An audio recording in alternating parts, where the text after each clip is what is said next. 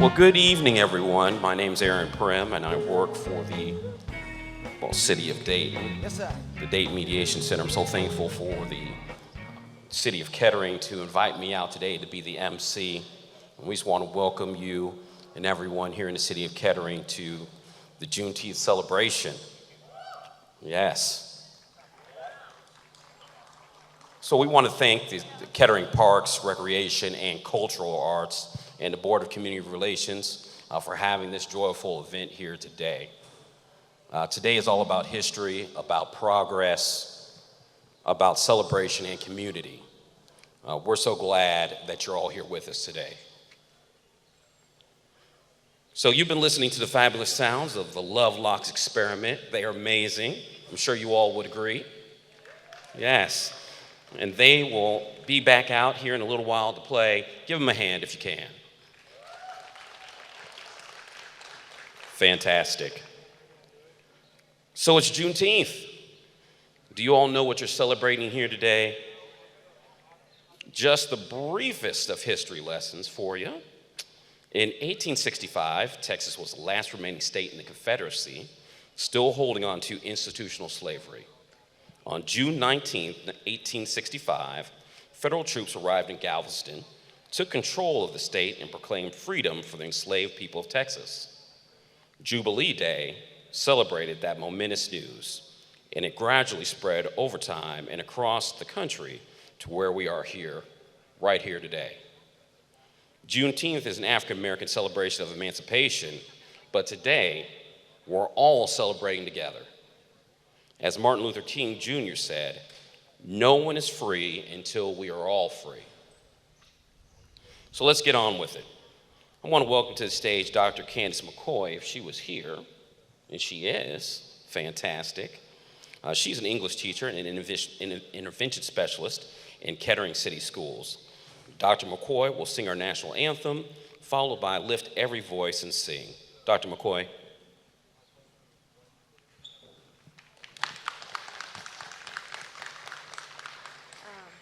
I'll start with the Black National Anthem.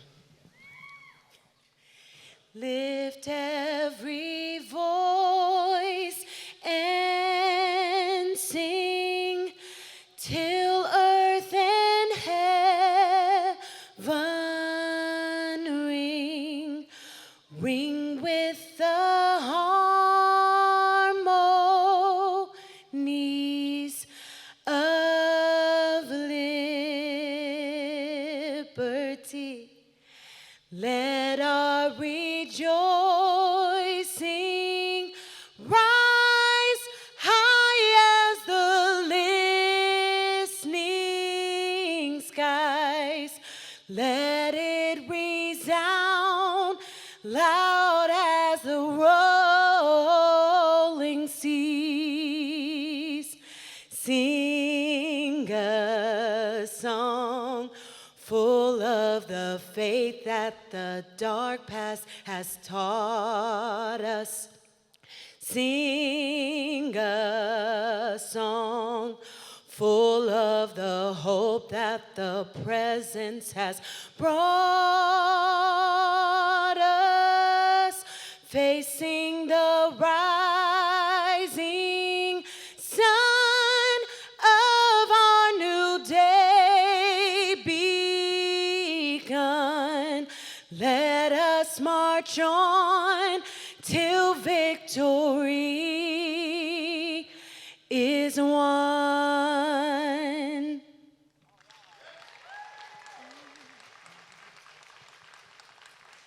Oh, say, can you see by the dawn's early light what so proudly we held at the twilight's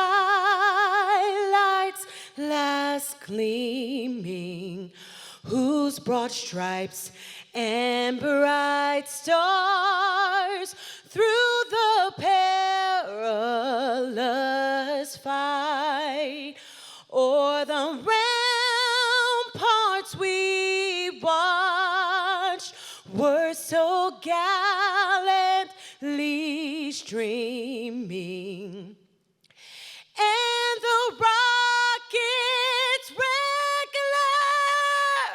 the bombs bursting in air, gave proof through the night that our flag was still there.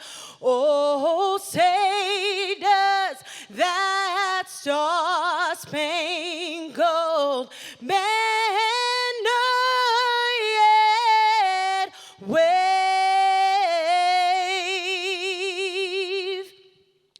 o'er the land of the free and the home of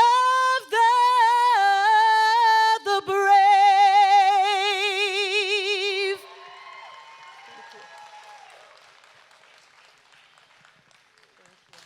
Fantastic job, Dr. McCoy. There was about 15 seconds there where I thought that I may need to sing. Scary. All right. So now I'd like to bring Mayor Peggy Lehner here to the mic. Mayor Lehner. Thank you. Wasn't that absolutely awesome? She did a great job. Good afternoon and welcome to the second annual City of Kettering Juneteenth celebration.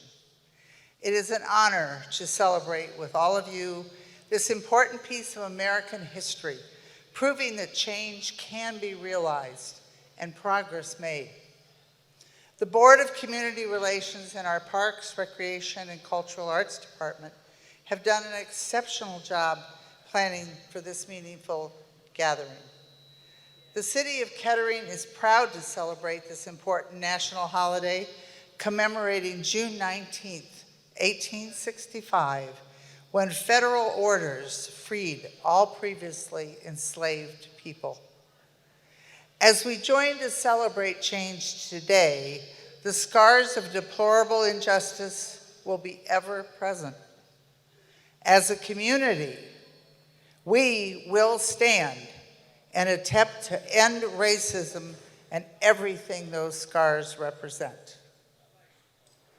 Today, we hope this celebration of freedom leaves you with renewed strength and furthers your desire to advocate for others and be a part of this positive impact on our community.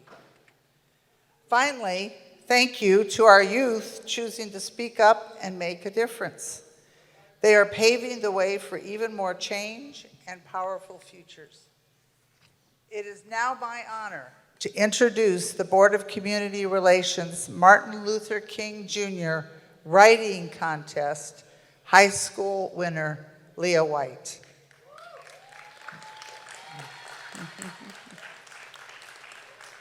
Leah will be sharing her award-winning essay, and I hope her powerful words move you to also make a difference in our community.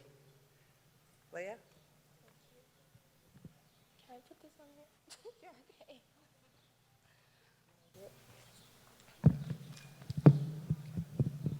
Okay. Okay. Hi, my name's Leah. My essay is titled For Black Women.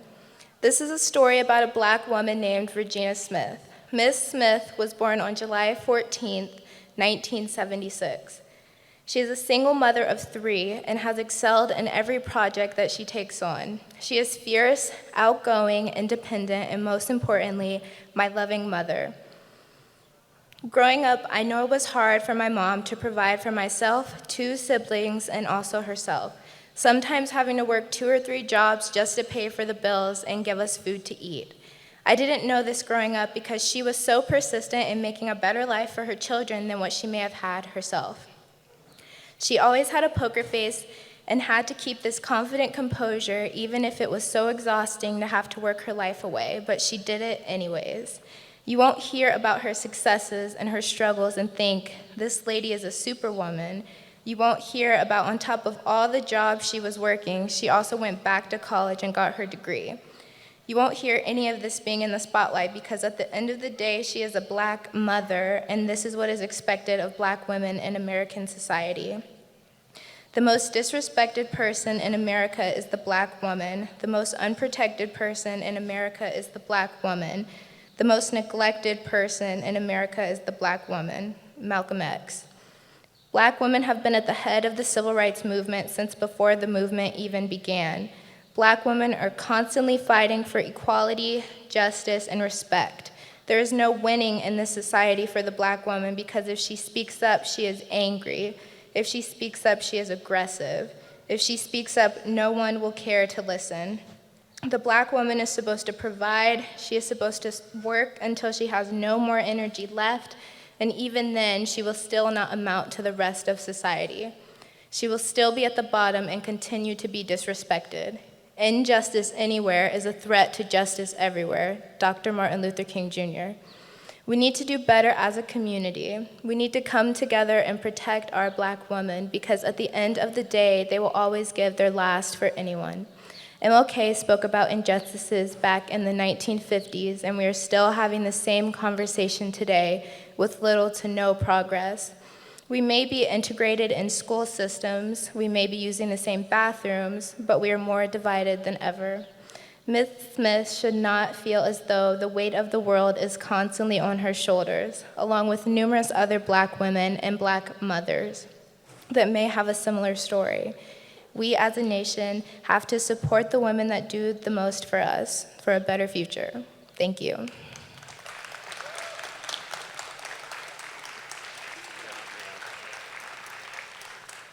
All right, great job, Ms. White. Next, we want to bring up and welcome Violet Wright, who will be reading her winning middle school essay. Welcome, Violet. Thank you. My speech is titled Make a Change. Collaborate. The Latin verb col means together. Labor is the meaning of this word's core. Together, work. Together we work. We work together for more improvement in justice, happiness, and equality. Today, in terms of racial equality, we have gone far from how things used to be. We have come to this point, but as I said, there is always more room for improvement. If you look around, you can see that everyone has things in common that make them human. Everyone has a heart, brain, blood, nose, and skin. If you were to take one of these factors that would make someone human, eye color for instance, and discriminate unfairly because they don't have, say, gray eyes, it would be absurd. It seems ridiculous, but this is the exact same thing that happens with skin color. The color of your eyes, skin, and hair aren't something that's controlled. People flat out disrespect others because of something that is obviously out of their hands. Picture this. A car is going 35 miles per hour on a 35-mile-per-hour speed limit road. Ear-piercing sirens from a police vehicle trail behind the car. Both vehicles stop and you see a police officer go towards the car. Inside is a family that is black. This family was just driving down the road, going the speed limit and following laws. The family was just doing this, and despite this, they were still pulled over. I've seen this happen too much. Even if I'd only seen it once, it would have been too much. Things like this really make me angry, but it won't help anything getting upset. It won't help unless something is done. Something needs to be done. Ben & Jerry's racial justice really helped me realize the solution is working together. If you see something, do something. When it's recited, it gives me hope. We invite you to join us on a journey to better understand issues of race in our country, to acknowledge the existence of systemic racism and the implicit biases that all of us carry, and to ultimately commit to what Reverend Barber called on all of us to do: join hands and move forward together. I dream that this gives you hope as well. Teamwork makes the dream work. This cliche saying is actually something that people can aspire to. If we're all on the same page, we can learn to accept each other and change. Life would be boring if everyone looked the same. Exact replicas would make it dull. Everyone is different in personalities and interests, but the same in value. Thank you.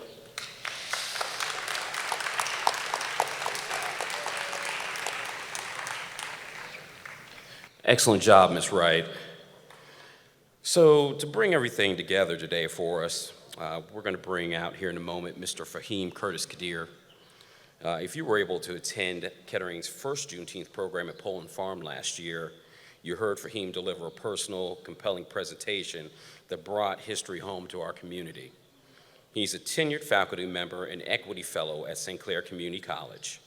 His local research on West Dayton's Hog Bottom neighborhood has been recognized and showcased at the REACH Conference, the National Afro-American Museum and Cultural Center, and by the Association for the Study of African American Life and History. We're so happy to have him back this year. Welcome, Faheem Curtis Khidr.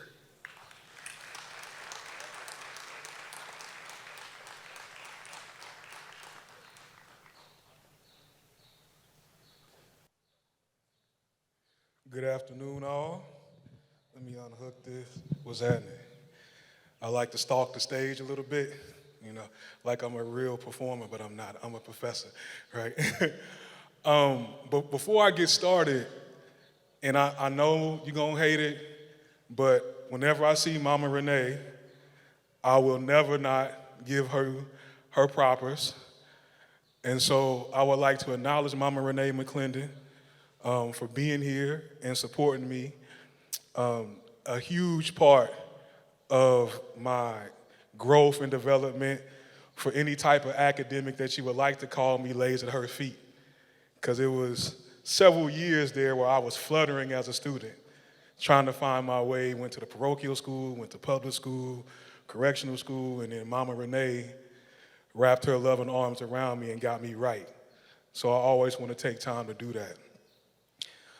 I always like to call in things before I begin. First, I would like to call in the city of Dayton and the folks who couldn't be here for whatever reason, right? I myself am a native Daytonian. I'm a West Sider. I know that's kind of taboo to say out loud now with some of the stigmas that are attached to the West Side of Dayton, but I care not to traffic in those things. I know there's a sense of irony for me even being here in this place, because even graduating from a local high school here in Chaminade-Julienne, I understood. It was socially understood. It was like it was written in invisible ink that if you're black, you don't go up far hills. So today, I took my black self and my black son with my black thoughts up far hills to the phrase of all places, right? And so I think that also represents some of the most redeeming aspects, the hope that I think we're all here to try to engage in and traffic in as a filling station here on Juneteenth.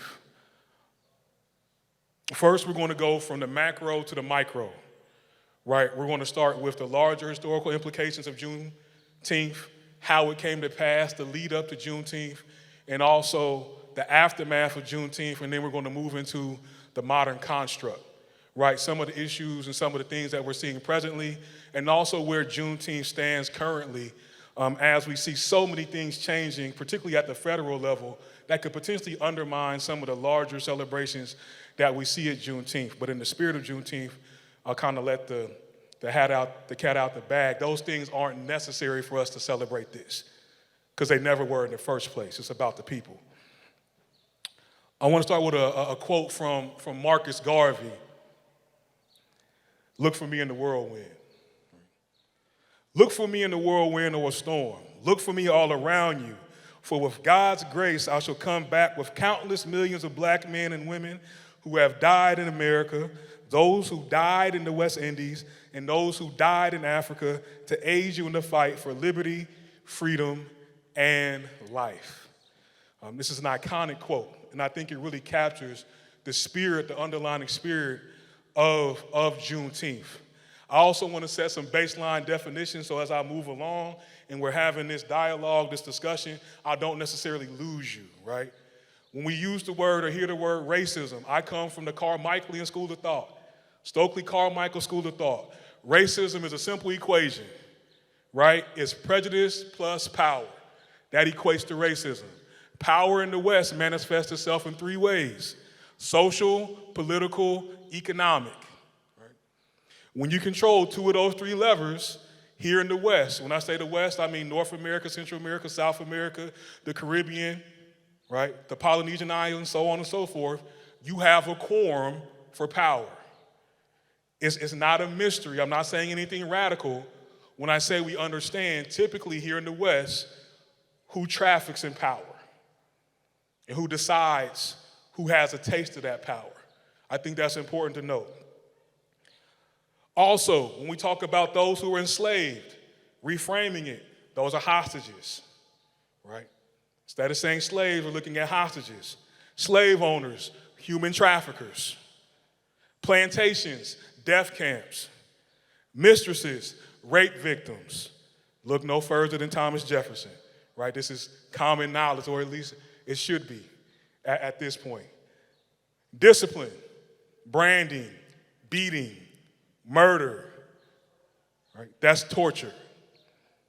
Overseers, plantation overseers, torturers. Trading of those enslaved, that's kidnapping. The profit made from enslaved bodies, that's theft. The Middle Passage, that's genocide. Jim Crow, legalized racism, right? So those were some of the definitions, the baseline I think that's important for me to establish as we continue to move forward.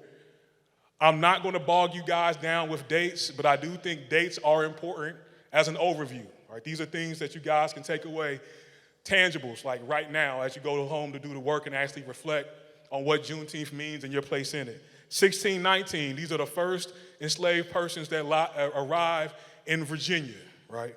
And in recent years, there was a lot of controversy surrounding, or it shouldn't have been controversy, but it was, around the 1619 Project, right? Which is an honest assessment and dialogue about this country's history when it comes to chattel slavery.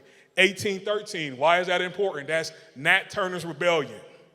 That also forces us undeniably on the path to civil war, because the legislation, et cetera, surrounding enslavement increases rapidly after that date, right? 1857, this is the Dred Scott decision.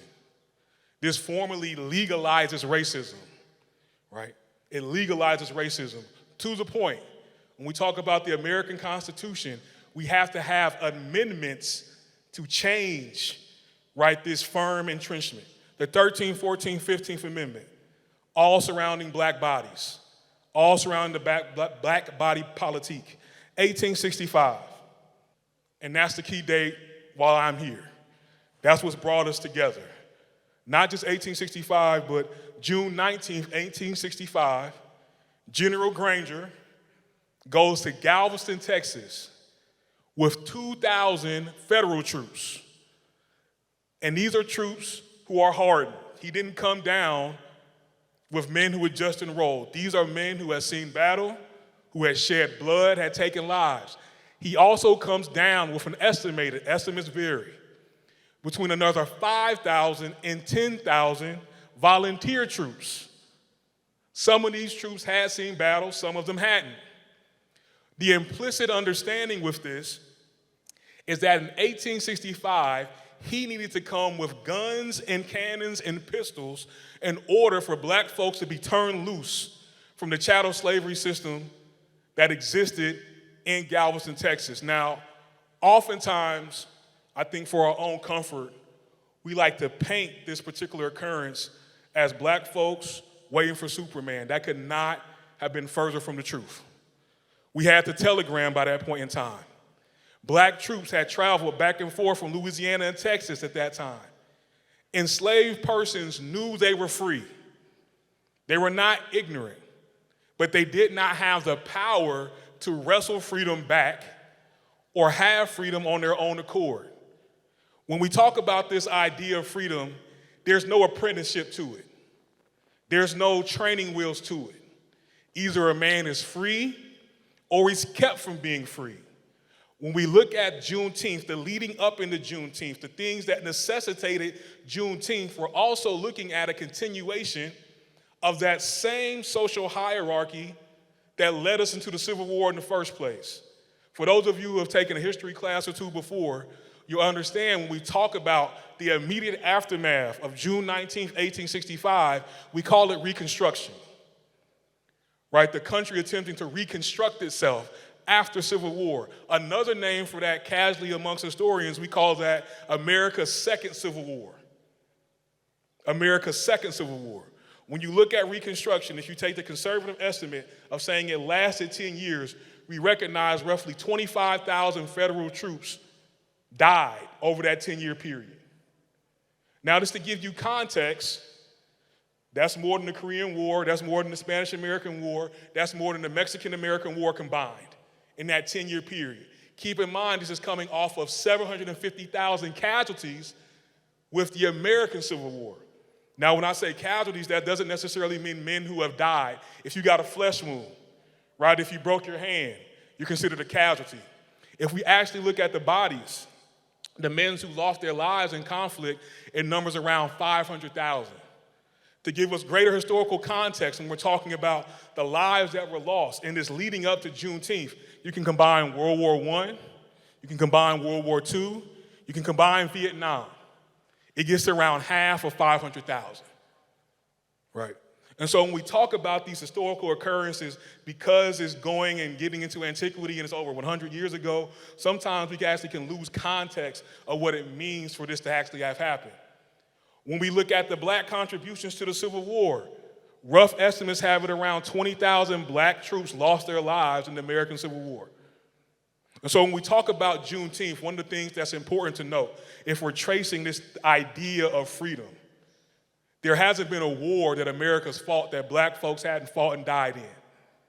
If you're familiar with your American revolutionary history, you know the name Crispus Attucks, right? Said to be the first man to die on behalf of the revolutionary effort, a black man. We look at the War of 1812, black regiments existed. When we get to the American Civil War, several black regiments existed. We talk about World War I and World War II. We also acknowledge groups like the Harlem Hellfighters and others. Everybody's familiar with the Tuskegee Airmen, right? Red Tails and things of that nature. So there's never been an occurrence where black folks have not been active participants in their liberation and also fighting for this concept, this idea that's supposedly guaranteed to us by the American Constitution as U.S. citizens of freedom. But as we see in Juneteenth, in the aftermath of Juneteenth, the idea of freedom and the application of freedom are not the same thing, right? Because one implicitly implies you have to acknowledge the humanity of one group, which was a huge struggle when we talk about Juneteenth. So keeping it couched in this idea of black resistance, the New York slave revolt occurred in 1712. Arguably, this was the most lethal of all the slave revolts that occurred, including those in the American South, which I'll cover in short order. Oftentimes, when we think about the chattel slavery system, we like to practice cognitive dissonance. I harp on this all the time, particularly for those of us north who live north or migrated north of the Mason-Dixon line. For our purposes, when I say the Mason-Dixon line, that means anything north of the Ohio River, right? So that means Ohio, Pennsylvania, Indiana, so on and so forth. When we look at that, New York was the most profitable port of trade for enslaved peoples in the United States at that time. And as black folks who were living in New York, as well as black folks who were imported to New York before they were shipped further south to places like Delaware and Maryland where the chattel slavery program existed or system existed, they began to organize. And for the citizens, they began to make certain demands. And this coincided with an economic depression that was occurring in the country at this time, and the fall group became anybody who was black. And so when we look at the revolt of 1712, we're looking at roughly 300 black folks who were murdered as a result of it. This is in New York. To that point, does anybody know where the largest slave trading family in American history came from? And I'll take a couple states off the plate for you. It's not Louisiana. It's not South Carolina, it's not Georgia, it's not Mississippi, it's not Alabama, It's not the state of Texas. What do I got from the collective? Virginia? No, not Virginia. Massachusetts? No, not Massachusetts. Y'all getting close though. Rhode Island. Rhode Island. The DeWolf family of Rhode Island is the largest documented slave trading family in American history. Rhode Island. Rhode Island didn't have plantations, but they had ports. They had ships. They had industry. They had all the things necessary for a plantation to run. So they had a very close relationship with the American South. And their ships are responsible for roughly 150,000 souls being transported through the Middle Passage. Conservative estimates, and you talk about the Middle Passage, that's roughly around 1/3. If you take some of the higher estimates, that's roughly around 1/6. Regardless, they have the lion's share of blood on their hands. This is Rhode Island. Again, this is not to be confused with the American South. All right. Gabriel's Conspiracy and Revolt, 1800, Richmond, Virginia. Does anybody know what the rallying cry that was used for those enslaved persons during that time? Death or liberty. How was that flipped? Give me liberty or give me death, right? Implicitly understanding what the Constitution calls for. When we look at black resistance in Texas, when we talk about the territory of Texas, initially, slavery was outlawed in Texas by the Mexican government. Anybody have an idea why? Don't think too hard on it. Why would they outlaw the Mexican government? Why would they outlaw chattel slavery in this territory that they were allowing United States citizens to move into for tax purposes? What was understood? I think I heard something over here. They thought they was going to be next? Not necessarily that, but you're not too far from it. Chattel slavery is a pervasive system. It's an encompassing system. Ironically, it's almost like the cash crop cotton. Anybody ever seen a cotton field? Or everybody been up next to cotton? It's a very harsh crop on the ground. It takes away all the resources. In fact, we talk about cotton casually because it's so closely associated with the chattel slavery system. It's a rich man's game. It's responsible for around 80% of the profit associated with chattel slavery, but only 10% of chattel slave owners actually participate in the cotton trade. Why? Because you had to have dozens, if not hundreds of acres for it to be profitable.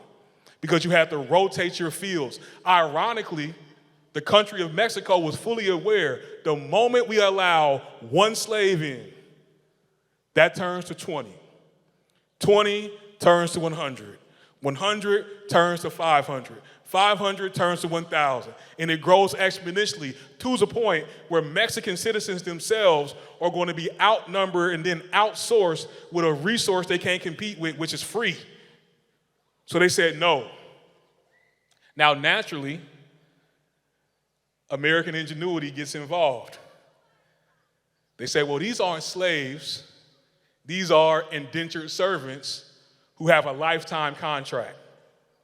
And in many cases, they would have these enslaved persons come into the courthouse, come and see the royal governor with a contract that was already signed, of course, forged, because as we know, one of the key components of chattel slavery is keeping people illiterate. You can't read or write. They usually go hand in hand. And gradually, year by year, we see this increase to the point we go to the Mexican-American War, President James Polk, he backdoors and manufactures a war out of thin air, and voila, after 10 years of independence, Texas comes into the Union. But that's why Mexico did not get involved in chattel slavery, because they understood what was down the road. They could see the end from the beginning. Right. Texas Troubles. This happens in 1860. This occurs around Dallas or Denton, Texas. I'm establishing essentially why resistance was so essential. So when we get to 1865, when we get to General Granger, we have the implicit understanding that black folks were active participants in trying to get free in a system that demanded your bondage or death, because you were no good to your slave owner if you were free. Because now there's certain things you can demand or you can just refuse to work unless you're paid. That's not how this system is set up or that's how it was structured to function. Texas Troubles occurs in Dallas or Denton, Texas. The city of Texas has a series of fires in downtown. This is after an abolitionist convention had occurred there roughly 2 weeks before the fires began. In response, the thought was enslaved persons combined with abolitionists. Now keep in mind, enslaved persons in Denton, Texas lived around 30 miles or further from the county capital. So you're saying that under the guise of nightfall, hundreds of slaves came to downtown Dallas, burned down several buildings, and then left and made it back to their plantations unscathed. It's wildly unrealistic. But when we talk about this idea of chattel slavery and the racism that supports it, it's not a logical man's disease. You have to traffic in this illogical thought to justify the system itself. So in response, after a kangaroo court tried the abolitionists and the enslaved persons, roughly 20 people were lynched in result of the Denton or Dallas, Texas fires. It's also known as, again, the Texas Troubles. Finally, on January 15th of 1865, General Sherman issues his famous Special Field Order number 15. What's associated with Special Field Order number 15? If you're a Spike Lee fan, this should be a giveaway. 40 acres and a mule. Where are those 40 acres supposed to be at? It wasn't in Texas either. South Carolina. Some of the most valuable land that we still have. We're currently see the Gullah Geechee people go through land claim wars with large-scale corporations for the land that they've inherited and had, in some cases for 125 or 130 years. So General Sherman issues this special field order with the implicit understanding that in order for informally enslaved persons to actually be active participants in this U.S. Constitution, you got to own a piece of this earth. And why not give you some of the most lucrative land at that time that the country had to offer that you fielded and you toiled and you planted on for well over 100 years? Of course, we know that never occurred. Finally, that brings us to General Order number 3, issued by General Gordon Granger on June 19th in the city of Galveston, Texas. This was to announce not only that the Civil War was officially over, but this would be enforced by federal mandate and military support. Again, he comes with 2,000 federal troops, another 5,000 regimental troops to 10,000 regimental troops, depending on what historical resources you consult. Either way, we're looking at between 7,000 and 12,000 troops stationed there. Their orders are to be there for the next 36 months. 36 months translates to what? 3 years in order to see this thing through. We also recognize at this same time, many of those who were formerly enslaved now, with the stroke of a pen, go into the labor market. As you go into the labor market, you're going to be issued a labor contract. In order to functionally participate in the contract, you need to be of sound mind, sound body, sound conscience. You also need to be able to do what? Read and write. And what this also ushers in almost immediately is the sharecropping system. Essentially with sharecropping, formerly enslaved black persons would work in many cases on the same plantations that they were in bondage on to till and work the land. But in an exchange, as we know, in order to be a successful farmer, you need certain things. You need burlap, you need seed, you need tools, you need donkeys, you need oxen. If you're dealing with tobacco, you need the chemicals, you need a curing house. You need transportation to get your goods from market. Keep in mind, these are people who have been formerly in bondage now for well over 100 years, in some cases generations, mud-bound on the same plantation. You don't have those things, you don't have the resources, but who does? Who has those resources? The plantation owner. And he's going to give them to you for free out the kindness of his slave-owning heart? Of course not. He's going to put a premium on it. He's going to charge you for it. And then when harvest season comes, he's going to take his share of the crop, and you're also going to pay him back for the things that you, quote unquote, rented from him. And so what oftentimes happens is those formerly enslaved persons end up year by year deeper in the red, bringing about the term mudbound, bound to the land. And up north, again, largely through cognitive dissonance, we turn those things into jokes for our cousins and family from the South. You a Bama. You ain't never been nowhere. You ain't never left your hometown. You ain't never left your county. I bet you ain't even been to the big city. Not knowing, historically speaking, in many cases, it was illegal for these same persons, due to that labor contract, to leave the land that they were working on. You were literally contractually bound to the land. To the point, when you look at the history of many people who went north, almost always they went at night for a few reasons. If you owed down, it's harder to see you. And also, as we look at this system of Reconstruction, this emerges the KKK and the White League, right? America's homegrown first terrorist organizations. Right? We don't have to look across the water to know what terrorism looked like. We did it here first.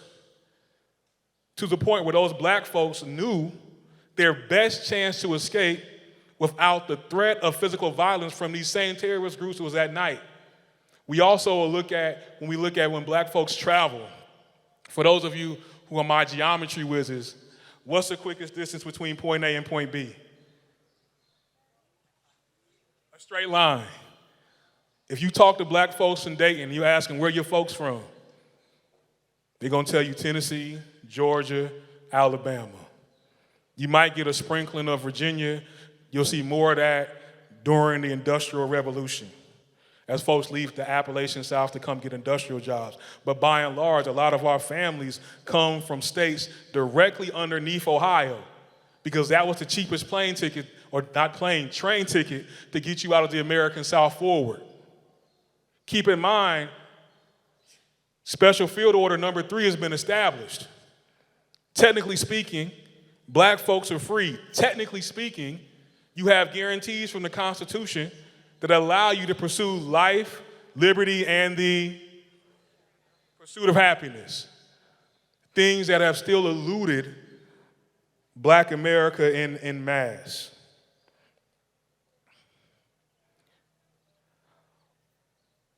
When we look at some of the other realities of freedom, we have to understand that Juneteenth was an opportunity for many black folks the first time to identify and cooperate and create what it meant to be black on their own accord. And one of the first things that black folks did as a response to this is look for family. And so when we talk about Juneteenth, one of the staples that's directly attached to this is the family reunion. And for decades, particularly in that part of Texas, if we look along the I-10 corridor in Louisiana and Alabama as well, family reunions for years, up until the last 30 years maybe, will be held around Juneteenth. For that reason, right? If I haven't seen you in 7 years, and life and business is taking you other places, you know Juneteenth, June 19th, every year, you can come back home. You can come to Granny's house or great-grandma's house, and you'll find me there. Because family was so essential to this, the fabric of keeping black folks together through such a traumatic experience. When we're looking at some of these realities of freedom, the functionality of Reconstruction, or otherwise the Second Civil War, pushed forward black folks to embrace this understood destiny of citizenship. And so almost immediately after this, we begin to see black folks, particularly in states like Texas and Mississippi, southern Texas, southern Mississippi. I don't want to make the confusing point that North Texas and South Texas are the same. Just like East Texas and West Texas are not the same. Just like northern Mississippi and southern Mississippi are not the same. When we look at the first black senators, the first black congressmen that come into the larger American body politique, they all come from southern Texas, southern Mississippi, southern Alabama, because that's where the vast majority of the black populace resided. And we also recognize that's where the strongest voting base was, particularly when you're looking at how you traditionally would gain office before we get into the modern construct with gerrymandering and things of that nature, right? Also closely associated with Juneteenth is the pageantry associated with it. Events similar to this: the Black Rodeo, beauty contest, speech contest, barbecue contest, fashion contest, dancing contest. A lot of the same things we associate with the Black Family Reunion came from Juneteenth, right? Those traditions where you celebrate each other in the most authentic and supportive way that you know how. Into the modern context in Houston, Texas, there still stands something called Emancipation Park. It's in Third Ward, Houston, Texas. Third Ward, Houston, Texas is a traditionally black ward. Once upon a time, believe it or not, the city of Dayton was actually divided up into wards. We had the ward system here. We did away with that after industrialism, after the city sprawled out so quick, it just didn't matter because so many people came into Dayton in such a short period of time. But Emancipation Park still stands, right, in the current construct. As we speak right now in Texas, they're probably doing some of the same things we're doing here. When we talk about Emancipation Park, there's a few names that I want you guys to be familiar with. Richard Allen, Richard Brock, Jack Yates, and Elias Dibble. They were farmers, barbers, and handymen, respectively. They put their money together to buy 10 acres of parkland for $800 in 1872. 10 acres for $800 in southeast Texas, right? It's not the same price, y'all. It is not, far from it. But to give you context, in 2023 money, with inflation, et cetera, that's $19,942. Keep in mind, these are black folks who did not have a banking system. They could not get a loan. So they came with cash money to buy the land. Right? That's important to note. They hosted Juneteenth celebrations all the way up until World War I. Then after World War I, they continued from 1922 to 1940 before the land fell into tax dilapidation, and then a community collective, a co-op, came together to buy the land back. Just recently, here in 2018, they renovated Emancipation Park. I encourage anybody, if you're in the Houston area, at least to check it out, or you can just Google it and see what it looks like. Right? It's worth the Google. So the first states to commemorate or observe Juneteenth, I think this is important to note for historical record. Texas, in 1980, governmental code 662003. I'm giving you the code so you can look it up on your own. Florida, in 1991, Florida statute 683.21. The irony what's going on in Texas and Florida should not be lost upon you at this point in time, right? Oklahoma, in 1994, statute 82.4. Minnesota, in 1996, statute 10.55. Delaware, with code 605 in the year 2000. If you're looking at this, Juneteenth, June 19th, 1865, over 100 years later, we have the first state to acknowledge it in Texas itself. Another name of importance that I want to bring up to you guys is Opal Lee. I encourage you to get your Googles, look into Miss Opal Lee. Her nickname is Mama Juneteenth or Grandmama Juneteenth. In 2020, Mama Opal, all of 82 years old, decided that she was going to walk from Fort Worth, Texas, to Washington, D.C., to encourage Congress and Senate in the ways that only a grandmother can to push forward federal legislation. She was hell-bent on it. Against her grandparents' or her grandkids' wishes, against her great-grandkids' wishes, she was committed to walking. She did not walk the entirety of the trip, but she did walk around 1/4 of it. When she finally got there, she had a fieldman of congressmen and senators, and she expressed to them where we're at as a country. Keep in mind, this is George Floyd, right? This is in the wake of Michael Brown. This is in the wake of several other occurrences that, if we were to talk about the many lives that were unjustly taken at the hands of police and authoritative violence, we'd be here for another 2 hours, right? And this is already heavy enough. I'm not here to put more on your shoulders as we talk about Juneteenth. But finally, we recognize that Juneteenth became a federal holiday. We're only 3 years into this thing. We're only 3 years into this thing. And if I'm to step back and I'm going to have an honest dialogue with the folks who are here to celebrate, it would be behoove us to look at what's trending nationally as we're just now getting to a communal acceptance where we can come together and have an honest dialogue about a celebration. We're not even talking about the factors that led to Juneteenth. We're just talking about the celebration of it, which implicitly decides or implies that you're going to have to do what? Talk about why we're doing it. Why is it worth celebrating in the first place, right? It's a backdoor way to have a critical conversation about this country's history and its past. So we're only 3 years into this, but it's important to note, and this is something that I can take pride in as a native Daytonian, as of today, there were over 12 recognized and unofficial Juneteenth events in the Miami Valley, right? We're only 3 years into this, and we have 12. That's something to be proud of. Just this Friday, we were downtown for Juneteenth, right? At the Levee, we had the brass band. It was a good time. Today, despite the weather and every reason for y'all to stay home and get your extra sleep in, if you didn't have to go to work, you came, right?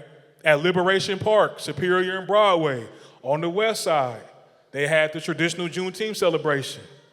In Springfield, Ohio, which has its own tenuous history surrounding race, they had a Juneteenth celebration. Troy, Ohio has a Juneteenth celebration. Huber Heights has a Juneteenth celebration. Springboro has a Juneteenth celebration. You get what I'm pointing to, right? That we've at least got to the point where we can have an honest dialogue and celebrate that we were on the right side of history. Right?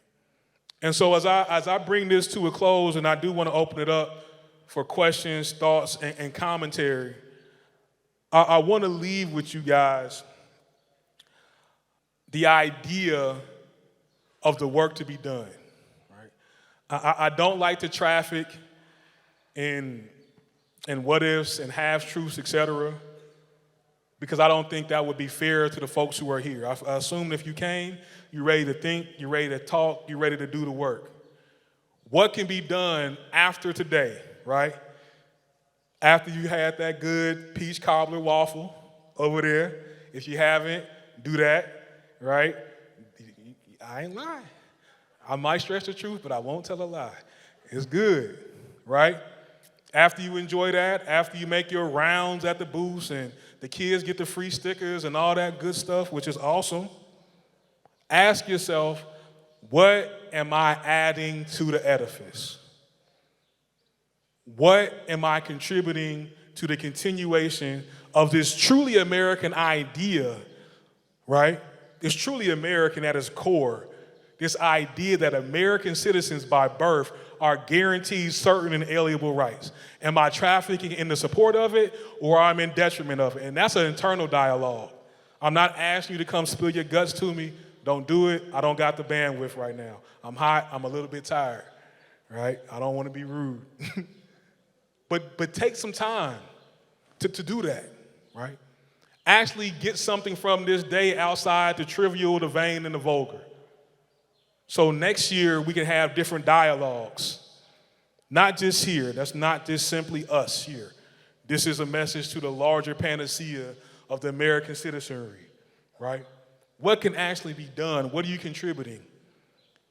Who do you know who's doing the work? Uplift those who you know who are doing the work. Support them, right? Show up to events like this. Get involved, especially in communities like Kettering where there's more resources than maybe in other communities. Use that to leverage and create systemic change, not the systemic status quo. And that'll bring my talking to a close outside of questions and things to answer. There's young black professionals. I would encourage, if you're in the Dayton area, connect with Dage. Omega Baptist Church is doing a lot of good work. They just got to receive the grant. The commissioner's office is shown to be committed to the work. Some of the traditional turnstiles to be connected to the community still exist. NAACP, et cetera, although I recognize, if we're being honest, there seems to be a little bit of disconnect based on the age group, right? It seems to be more for the baby boomers and Generation X who still goes to NAACP. But there's a myriad of other groups that are involved in that work. If you want to follow up with me on IG, just type in my name, send me a DM, I promise. Give me 24 hours, I'll respond. I'll give you a list of 10 groups to get involved with in the Dayton area, if that's something that you want to do in terms of the work. And also, you can stand up, brother. Yeah, you stand up. This brother here has one of the most incredible collections of archaeological things, an assortment, reflecting on reconstruction to the modern construct, centered on the KKK and the White League. I would encourage anybody here to take some time to get to know this brother, have a conversation with him, get his information, because it's important that we are able to actually view and look at these things. It's one thing for me to say, yes, the KKK existed. It's another thing to look at the cloak of the Grand Wizard. It's another thing to look at some of the instruments of torture that were used during this time. I think it's important to take the trivial nature out of it, some of the cognitive dissonance that we like to traffic in because it makes us wildly uncomfortable, and actually deal with the thing. Because that's where we're at in this larger national dialogue. We have to start dealing with the thing, right? I think that's wildly important. Thank you for asking that. Anything else? All right. My name on Instagram is GapToothGenius1911.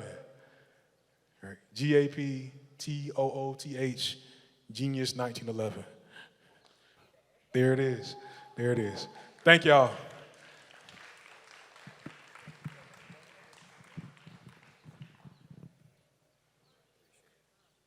Thank you, Faheem. All right. And thanks, everyone, for coming out today.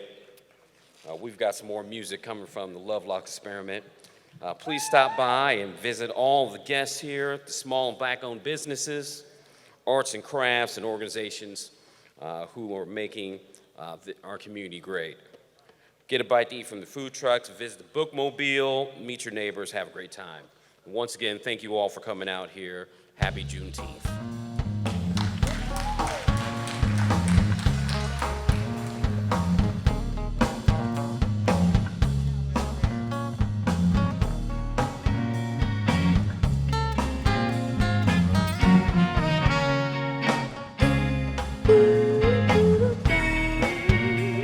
Yes, sir.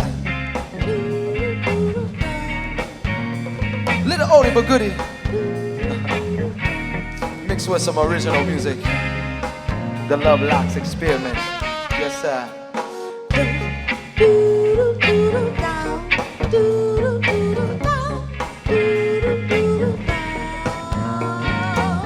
Natural honest. Good love. Yes, sir.